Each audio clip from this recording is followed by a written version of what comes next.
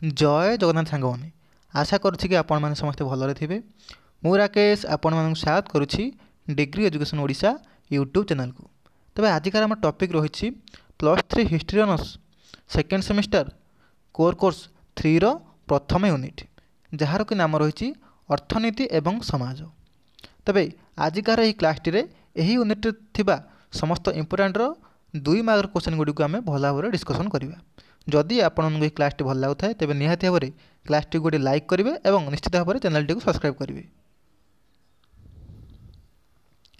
तेबे प्रथम क्वेश्चन को देखा कौन देती ना आश्रम कौन एवं यह केते भाग में विभक्त कराई।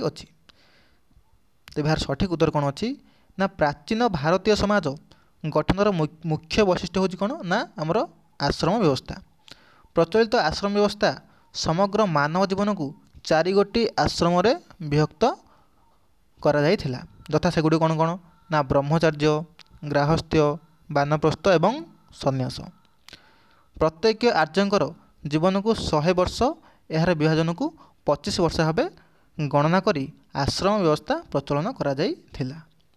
तबे आश्रम व्यवस्था को 4 भाग में विभक्त करा कौन कौन ना ब्रह्मचर्य, गृहस्थ्य, वानप्रस्थ एवं सन्यास।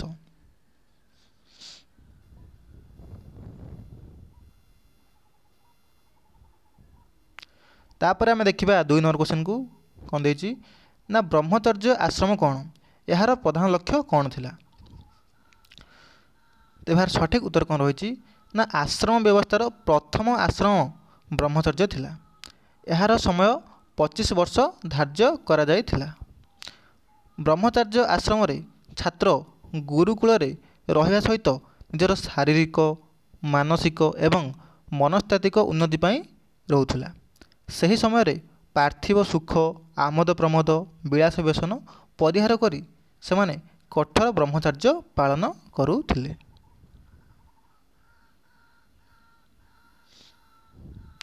तापर आम देखा 3 नंबर क्वेश्चन को कौन देती ना गृहस्थ आश्रम कौन एवं यार प्रधान लक्ष्य कौन थिला। तेबार सठिक उत्तर कौन रही ना आश्रम व्यवस्थार द्वितीय स्तर थिला गृहस्थ आश्रम।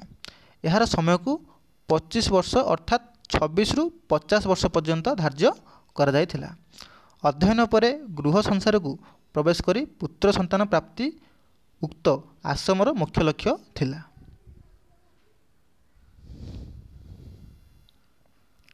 तापर आम देखा 4 नंबर क्वेश्चन को कौन देती ना वानप्रस्थ आश्रम कौन यार प्रधान लक्ष्य कौन थिला।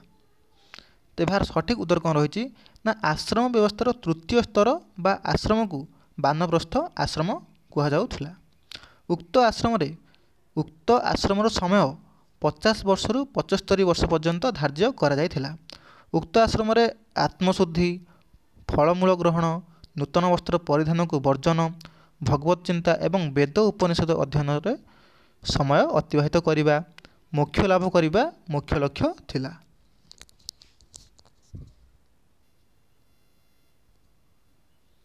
तापर आम देखिए 5 नंबर क्वेश्चन को कौन देती ना सन्यास आश्रमर मुख्य लक्ष्य कौन थिला। तेबार सठिक उत्तर कौन रही ना सन्यास आश्रम समय पूर्ण ज्ञान लाभ को गुरुत्व प्रदान करा जाउथिला। वैदिक विधि और विश्वास अनुसार सन्यास आश्रम द्वारा मोक्ष लाभ सहित स्वर्ग प्राप्ति संभव बोली विश्वास करा जाउथिला। तेणु उक्त लक्ष्य पूरण पाई सन्यास आश्रम को अनुसरण लोक माने करुथिले।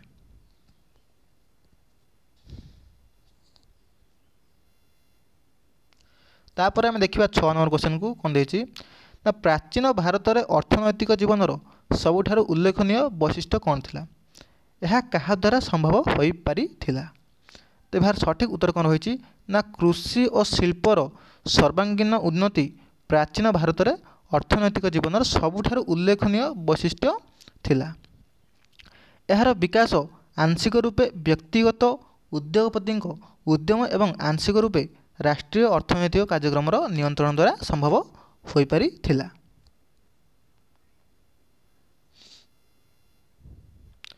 तापर आम देखा 7 नंबर क्वेश्चन को डेक्कानर कृषि कार्य कहीं कराइथिला यार परिणाम कौन थिला।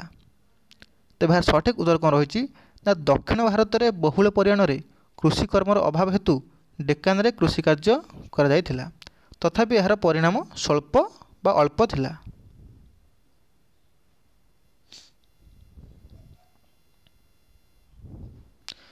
ତାପରେ ଆମେ ଦେଖିବା 8 ନମ୍ବର क्वेश्चन को कौन देछि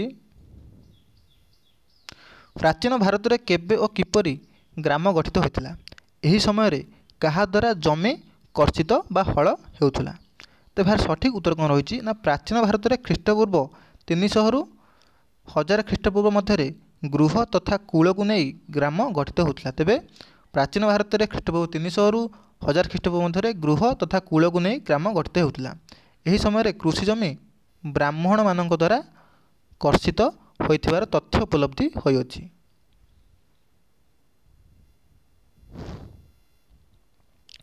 तापर देखिए 9 नंबर क्वेश्चन को मेगास्थेनिस तांको विवरणी रे भारतीय समाज को केते गोटी भाग रे विभाजित करथिले और सेगुडी कौन कौन। तो यार सठिक उत्तर कौन रही ना मेगास्थेनिस तांको विवरणी रे भारतीय समाज को साधारणतः 7 गोटी श्रेणी रे विभक्त करथिले। सेगुडी होछि कौन कौन ना प्रथमतः आमर दार्शनिक तापर कृषक तापर गोपाल तापर कारीगर तापर सैनिक गुप्तचर अमात्य और अन्यान्य उच्चपदस्थ कर्मचारी।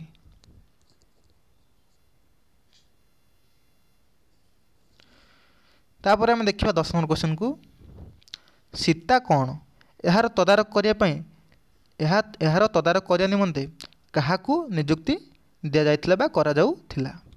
तो यार सठिक उत्तर कौन रही ना राष्ट्र अधीन रे थिबा कृषि जमी को सीता भाव में अभिहित करा जाइथिला।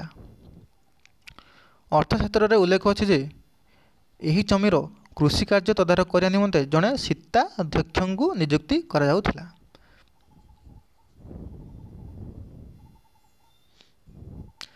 तापर आम देखा 11 नंबर क्वेश्चन को डेक्कान रे बाजरा चाष कहीं करा जाइथिला भारतर केउं अंचल मसला चाष करा जाइथिला।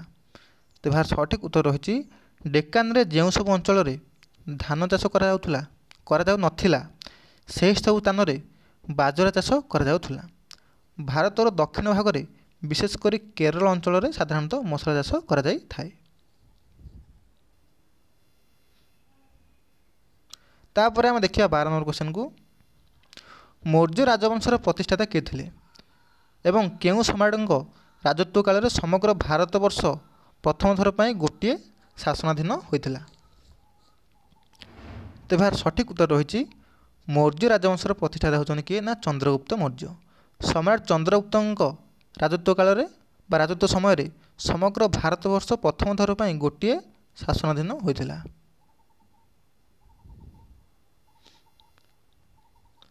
तापर हम देखिबा 13 नंबर क्वेश्चन को कौटिल्य को अन्य नाम कौन थिला एवं तांको द्वारा रचित अर्थशास्त्र आमको कौन जानिया को मिलता है। तो यार सठिक उत्तर होची कौन ना कौटिल्य अन्य नाम थिला कौन ना चाणक्य एवं विष्णुगुप्त। तांको द्वारा रचित अर्थशास्त्र मौर्य मानक सर्वविध कार्यकलाप यथा युद्धनीति प्रजानीति अर्थनीति एवं सर्वोपरि राजांक कर्तव्य भूमिका विषय जानिया को मिलता है। यही शास्त्र कूटनीति एवं सफल अर्थनीति पर प्रसिद्ध अटे।